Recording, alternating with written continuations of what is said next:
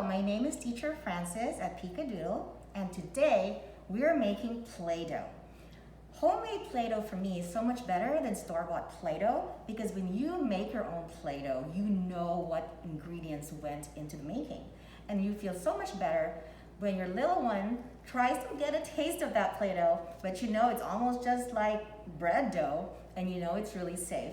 And so if it ever gets down inside their bodies, they're fine. And so I kind of make this Play-Doh every week just to keep it fresh and to make sure that we keep our germs to ourselves and not share it in the Play-Doh. And so, if you're ready, okay, let's get started. Okay, so first, I like to mix all the dry ingredients together. Here in this huge bowl, we have 4 cups of flour. Any regular flour will do. And I mix in, it's usually 1/4 cup of salt to every cup of flour. So 4 cups of flour makes 1 even cup of salt. Here we go. Next is the cream of tartar. It's 1 tablespoon per cup of flour. So this is 4 tablespoons of cream of tartar. Go. And I just like to mix them all together very well so that the mixture is very even. And I don't have to worry about silly lumps that won't melt later on.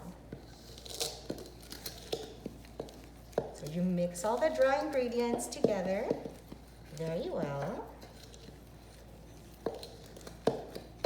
And if you have a little one, this is the part where your little one can chime in to help.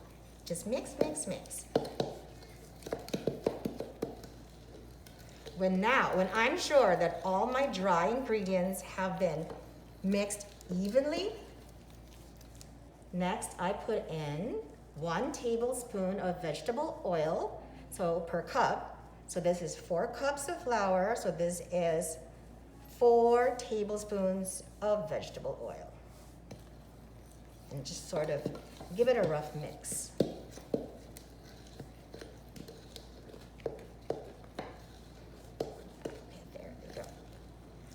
Okay, and now here's a little tricky part. For every cup of flour, you have to have 1/2 cup of very, very hot water. Since it's 4 cups of flour, this is gonna be 2 cups of very, very hot water. I like to use very hot water so the Play-Doh kind of gets cooked, but you did not have to use the oven or sweat over a very hot oven in a very hot pot of Play-Doh.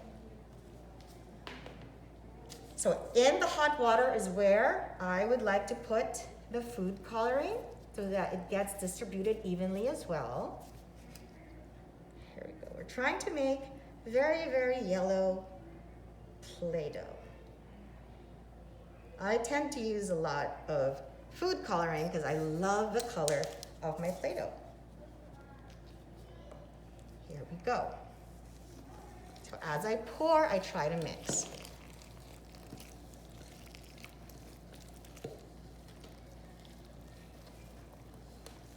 Now let's see, let's get mixing.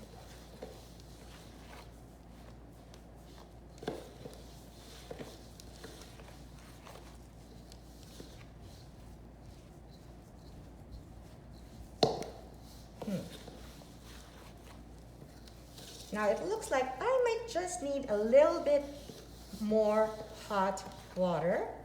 And this is the part where it gets tricky and you sort of have to just see what you need. A little bit more hot water.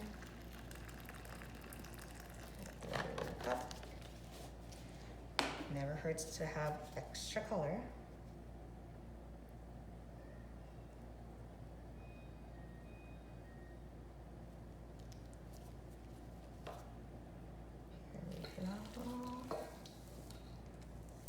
Let's see if we need any more. A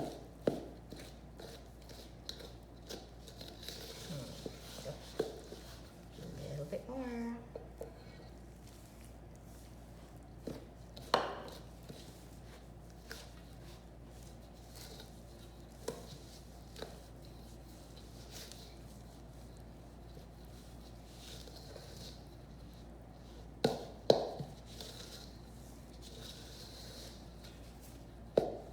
So for this part, I really like to use a very stiff spoon kind of utensil. Makes it easier to blend the Play-Doh with.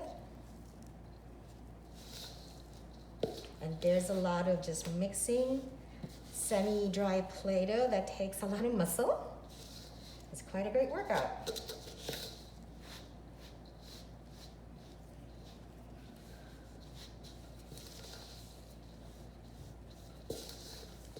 So about 5 minutes in of just mixing with a spoon and mixing with your hands, the dough is sort of still lumpy and uneven, so you gotta keep kneading and kneading it until it becomes smoother. And it's kind of hot, so that's why you're wearing gloves aside from the hygiene factor.